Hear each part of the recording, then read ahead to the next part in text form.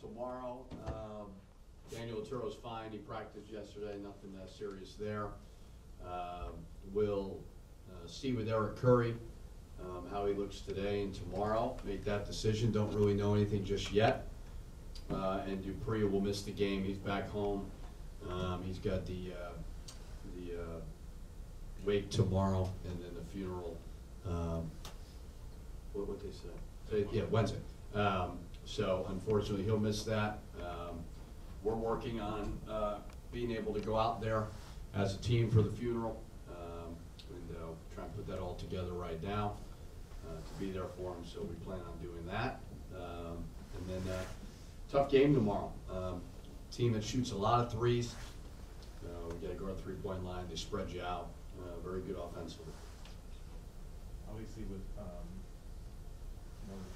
Dupree out, who are some of the guys that you hope to help fill the void when the conference now? Well, guys like Brock and Isaiah, Mike, and everybody else needs to kind of move up a little bit and be ready to help.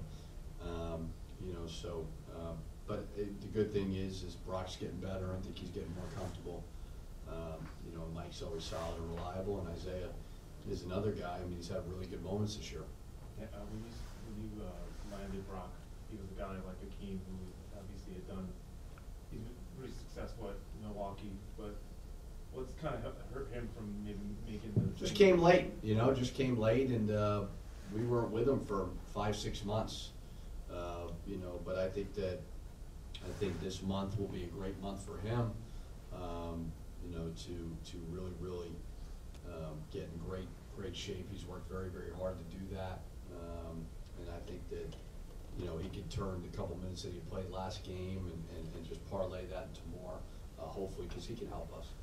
On Isaiah, good moments, but some bad moments too. I mean, you're curious to see how he responds from what took place on Saturday. Yeah, I mean, he's a sophomore. He's going to have young moments. It's important for me to find a way to get his confidence going. I don't think I think he knows he's not playing great. So it's just a matter of how can I help him to put him in a position to succeed, because he is important to our team. When he's good, he can really, really help us. So it's just continuing to work with him. Getting those habits better and better every single day, and just fighting through things when ball doesn't go in or whatever. That's on me, obviously, to work with him and get him better at it. Richard, you have to change his style too when he comes out of New York. He was a one-man show. Well, I don't. I'm not going to attack a whole state, Charlie. I mean, come on, I'm not going to do that. No, I think he's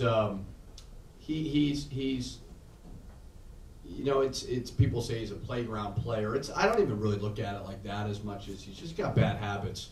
But he's got a great high school coach, great AU coach who are good people, and we're all on the same page with him. It's just continuing to teach him, And for Isaiah, he's got a lot of people in his ear on the internet, and that's not always a good thing. So you got to make sure he understands that all that stuff is noise. They suggest things to him? Is that what you mean? Well, it's Instagram followers, so who the hell knows what they're suggesting, right? I mean, luckily you don't know anything about that. I know nothing about and I hope you don't. Yeah. So, no, I think it's just staying the course. Freshmen and sophomores, they're going to have really good moments like he's had. I mean, he helped us win that Oklahoma State game. Last year you look at Providence College. I'm not sure if we win that game. It wasn't for him. And he's had some bad moments like all young guys. So it's just a matter of bouncing back, continuing to play hard. When did he return to practice, and how was he look there? So he did yesterday. He did a little bit of practice, put him through individual instruction, and then we'll see again today where we just slowly kind of bring him in and then see how he responds. I think that's the biggest thing is, get him in there and then see how he responds. So we'll see. Michael, he's had experience obviously last year like we did when he had injuries. Threw him in the fire a little bit more.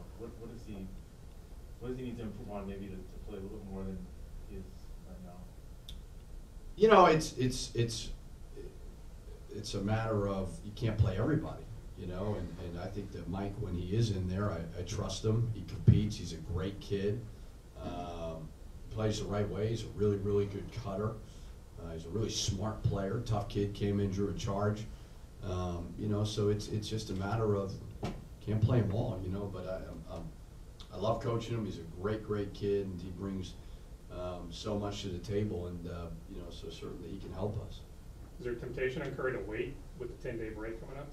I don't make the decisions on these things. I mean, I kind of listen to the doctors and the trainers, and I think that's the way it should be. But if he were to tell me, like, hey, I'm not 100%, yeah, I'm not going to play him. So it's just a matter of him and our trainer telling me what they think you should do, and then we'll go from there.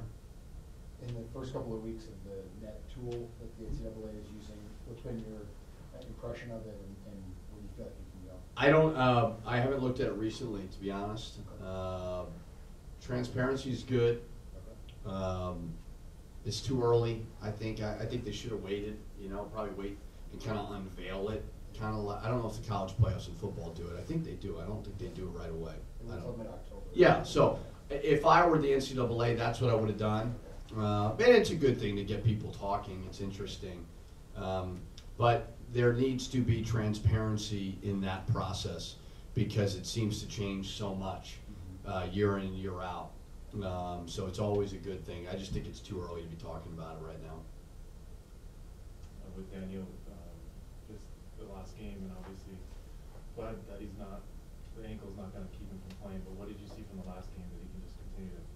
Yeah, I think he's, you know, if there's a positive of Eric being hurt, it's that Daniel's had to play. You know, I mean, I think 10 games in with the schedule that we've played, to be 8-2, starting 2 freshmen, you know, it's great. And obviously, there's a lot of things we can get better at. But I think that Daniel is a major beneficiary of Eric being out because he's had to play. And not only has he had to play, he's had to play against big guys, good competition. You know, Dickerson from Washington. Utah's big guy was tough and physical. Ohio State's big guy is tough and physical. So Daniel knows now, you know, Boston College had a good big guy, but Daniel knows what it takes to compete at this level. He's got the talent, wants to win, great kid. You know, he put on some weight, and I think he's going to be a monster in this league. I really do. And shot blocking was translated from high school. What areas do you see him making the most improvement as you know his freshman year continues here? Strength is a big thing with him. I think that, you know, as a freshman, I think he's a terrific freshman. It just comes down to the physicality of this league. You know, I mean, but I think you look around the league, he's one of the best freshmen in the conference. I do believe that. It's just a matter of putting on weight. Any idea how many more pounds? 10, 20? I'd like 50, but probably, you know, 20 pounds I think would be good. You know, I think that it'll be a big off season for him, and you know, it's you see him miss a lot of dunks, you know, where he's close, and I think that's just a little bit of strength through contact, things like that. How's Eric been with Dan? It seems like He's been great. Yeah, really good leadership. Really good. You know, challenges him. You know, and it's a good kind of healthy competition amongst each other. Daniel's a very funny kid, great kid, and so the guys, they want him to do well, and you know, he kind of talks back to them pretty good too. So it's, but no, Eric the other day when we played Arkansas State, the next day I just wanted to watch film Nebraska, excuse me. After the Nebraska game, I wanted to watch film and walk through some things and put the guys who didn't play through individuals. And that was the first day we had done with Eric, and Eric turned to Daniel and said, "What are you doing? Get in here." And so Daniel did an individual, even though he played major minutes. So that's good, healthy competition there. How touching is it that the Gophers community raises $15,000? Certainly your donation helped, but $15,000 snap. Yeah, you know, it was great. It was awesome to see. I think that's what makes this place special is the support that we get. You know, I think if you watched the Nebraska game, that was about as emotional for everybody. I mean, I thought that the fans in the building were phenomenal. Obviously, to see, you know, it was gut-wrenching to watch Dupree because you know, I thought he looked better versus Arkansas State, but Nebraska, he really looked, you the emotions were getting to them. So to be able to do that, the GoFundMe, and to get the support that we got from the local fans as quickly as we did, I think it just shows you why this place is special. Do you know where that's going to be directed to? It's funeral and then for some other expenses. Yeah. around it. And then what are the logistics with you guys getting there on Wednesday? I mean, is that a matter of chartering a flight? Yeah, figuring all that out because the thing is, it's early. The funeral's early, and we have a game, obviously. So being able to charter a flight and figure that out. Couple more. Is that just built into expenses then, other expenses? I mean, does the university? I think foot the it'd be a bill? donation of some sort. Have you seen a bit of a shock with the younger guys, Daniel and Gabe, as far as just how much more intense the conference games are compared to the non-conference games are, or the older guys kind of helping them out? Because it's got to be a different speed. Well, I think our non-conference games have been pretty good. So I haven't seen a whole lot of a difference from playing Washington versus playing Nebraska. So I think we've played one of the toughest non-conferences in the country. There's a difference between Arkansas State and Ohio State. I mean, that's no disrespect to Arkansas State. You know, we need to understand over the next 3 games, you know, when you play these guaranteed games, these teams that come in have nothing to lose. They're smaller, so it's a little bit more challenging. But I think, like I said, I think that after 10 games, with Eric being out, playing a lot of freshmen, I'm pretty happy with where we stand. One more, Coach. Big Ten, toughest conference in the country. You would- Well, we've had a great non-conference, and that's very, very important to, you know, there used to be the days of like rooting against other Big Ten teams. Like I was watching that Purdue-Texas game, and it's no knock on Texas. I wanted Purdue to win last night because in order to make the NCAA tournament, you need to have quality win opportunities on your schedule. So we've had a terrific non-conference. There's been a lot of really, really good wins.